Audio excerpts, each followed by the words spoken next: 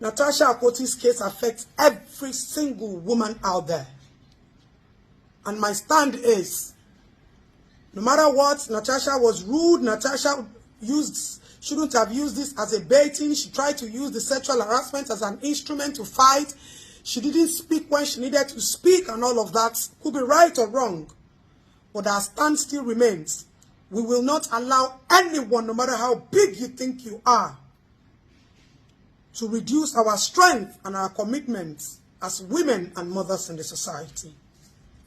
Senator Natasha Akpoti has continued to gain wide support following her suspension as a Nigerian senator simply because she petitioned the Senate President, Godswill Akpabio, who she alleged sexually harassed her. President Bola Ahmed Tinubu's daughter, as she identified publicly, known as Just Adetun, has publicly given her unwavering support to Natasha Akpoti. Not just support, but has amassed a wide-range protest in Nigeria because the injustice meted on Natasha should not stand in Nigeria. That would encourage a lot of women who have been in such sports not to speak up, asking her father, Nigerian President Bola Ahmed Tinubu, to intervene and see that an external body investigates Senator Akpabio and also Natasha to know that the petition she submitted, go through it and be sure that she gets justice if she is saying the truth.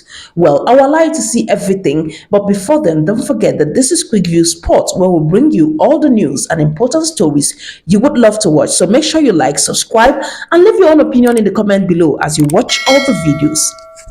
Hello, citizens of Nigeria. My name is Just Adetun. So I've received countless calls, chats, and whatever, and everybody has been saying, Just Adetun, what's your take on Natasha Akpoti and the Senate President? First of all, I don't have a single take on this matter. Rather, I have a stand. A stand for the fact that we are women. A stand for the fact that we must come out publicly to defend ourselves. A stand that as women, as young girls, we must stay firm to protecting our gender. My stand is very straight and simple, that together we bear one name, regardless of our status, regardless of our pedigree, regardless of our position. A woman is a woman, and a mother is a mother. Now, Natasha Akpoti's case affects every single woman out there. And my stand is, no matter what, Natasha was rude. Natasha shouldn't have used this as a baiting. She tried to use the sexual harassment as an instrument to fight. She didn't speak when she needed to speak and all of that. Could be right or wrong. But our stand still remains. We will not allow anyone, no matter how big you think you are, to reduce our strength and our commitments as women and mothers in the society. Whether they have the personal vendetta is not the issue. This is not about Natasha. This is about Natasha's gender. And she is a woman like me. There's something that I preach every time. And it's a spirit of togetherness. When something affects one woman, when something affects one child, when something affects one female, it affects every one of us. If then they call woman Olosho, or then they call us Ashawo, they no get particular woman who then they call Ashawo. If they want abuse, say you be Ashawo, then go call you, say you be Ashawo. And as a fellow woman, when you see somebody calling a fellow woman an Ashawo like you, shame they reap for our face. If people in high positions will suspend a female on the grounds that she has accused the Senate President of sexual harassment. What you're trying to do is you're trying to drain the battery and the energy of every woman out there to learn to keep quiet in the face of adversary. To learn to keep quiet because of the shame. We would have preferred if the Senate President steps aside as a man who claims that he has four females and who has shamelessly turned the house into a kiss-a-thon and a love-a-thon competition because the Uduagas come to kiss affectionately in public Suddenly, the wife of the Senate president has started to render kiss to show compassion and support to her beloved husband. I don't think you can be a judge in your own case. And the Senate has proven to us that it seems like there's a cult and a cabal going on.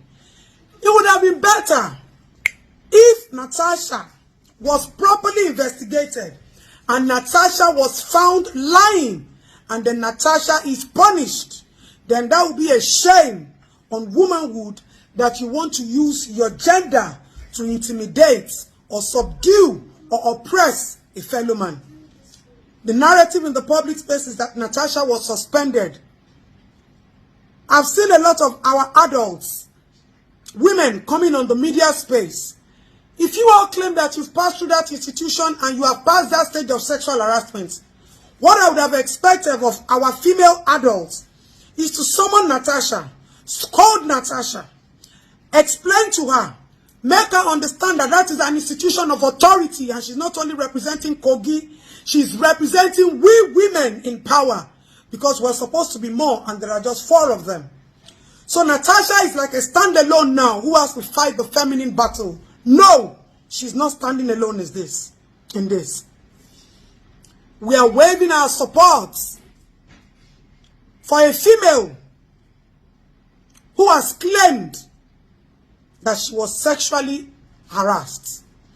And we would appreciate if they push further to investigate and come out and tell us that she was guilty, she was telling a lie, rather than trying to intimidate her. Whether both of you have personal issues is none of our interest. According to the Senate President and Natasha has traveled about 3 times on official assignment afterwards. The timing Natasha said what she said might not be right. The way Natasha said what she said might not be right. The platform Natasha said what she said might not be right. But Natasha is a female and no woman will come out that she has been sexually harassed and we will keep quiet. Don't forget, in the same country where we are, our minors are being sexually assaulted on a daily basis. Our women are molested on a daily basis. And a lot of them cannot come out to talk because of the fear of oppression and intimidation. So if a high-positioned woman comes out to say that she was sexually harassed, and you are trying to subdue and silence her voice, then what is the fate of our young girls? You will not call us weak in the face of our troubles.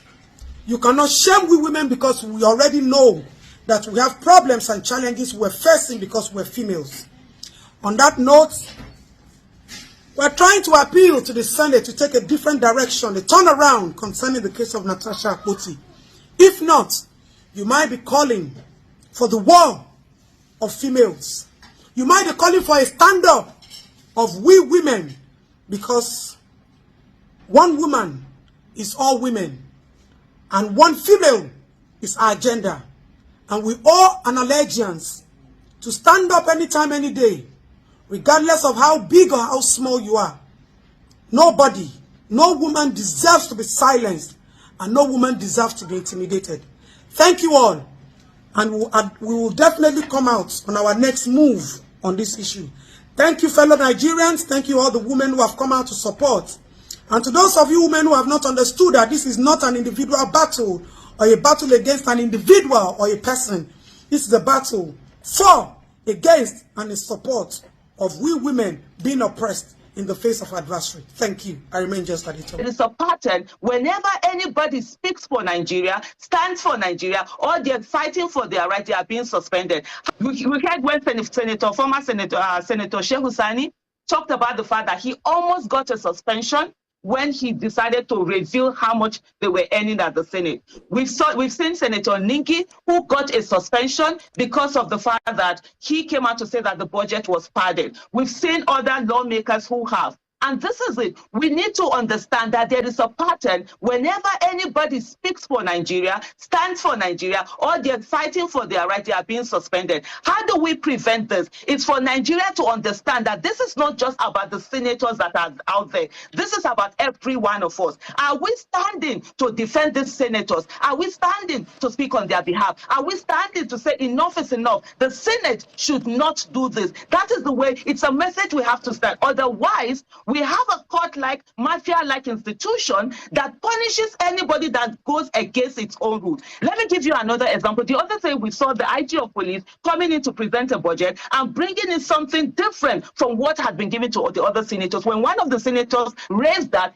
it was his own colleagues, other senators, that came after him. If we continue to look at those things and we do nothing, then we continue to do it. It is time for Nigerians to stand and call every one of them to order. It might be difficult. Do we need to start a recalling process? Yes, it might look impossible, but just taking on the issue and say, oh, it is what it is, and asking questions on based on, oh, what rule was broken, what rule was not broken, it's not going to get us anywhere. So we need to understand that this happenings, there's a pattern to it, and it is affecting us, it is affecting the quality of governance in our country. And you've never heard of a senator or a National Assembly member being suspended because they did something wrong. It is always when they are either fighting for their rights or on the side of the people that they are always being suspended. Having said that, also is the fact that what should concern us, we should be majoring on right now. And I didn't hear that in the course of the conversation. Maybe when I was thrown off, the Zoom had problem. You guys have talked about it.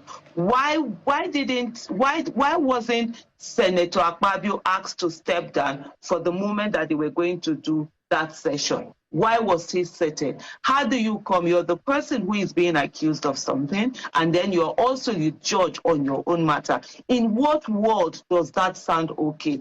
Even if the senators didn't have the courage to ask him to step down, didn't Senator Akpoti have the integrity to excuse himself and say, because this matter, I am a party to this matter, I will not sit on this, I will come down.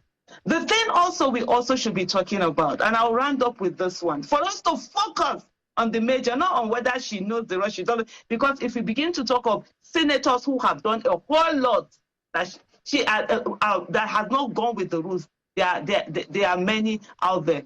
The thing we should also be asking, why would the Senate have the right to take away something the Constitution has given one? Because becoming a sin, why do they have a right to suspend you from your legislative duties? I understand that you've done something, there should be punishment, you can be suspended from being part of a committee or doing any the other things. But someone was voted by a constituency and they sent the person to the Senate. The Senate, the members of the Senate are not the ones that gave that power to that person, but they have a right to take it away, something that the Constitution has given. These are conversations we should be having. Thank you.